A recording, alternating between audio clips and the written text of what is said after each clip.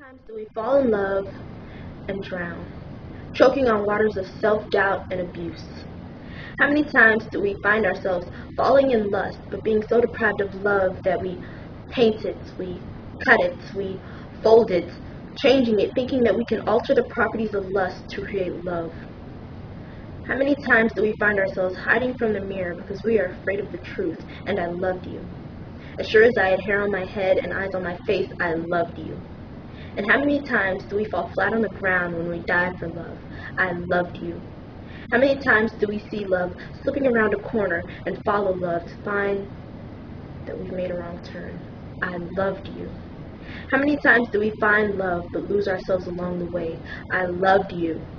And I convinced myself that you loved me too. I told myself that you would love me if I changed that, altered this, fixed that. And I didn't realize that I was the one who needed fixing. I realized that along the way, trying to fix myself, I broke myself. And how many times do we find ourselves alone in the aftermath, trying to put the broken pieces back together, but we have the pieces to the wrong puzzle? How many times do we participate in the game of unrequited love, not realizing that we are losing more than love, more than our hearts? We are losing our pride and our dignity and our sense of rationality. We are losing our grip on reality, our sanity.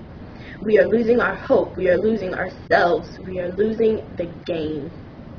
I loved you, but I couldn't love you anymore, because how many times do we find ourselves falling in love but falling out of ourselves?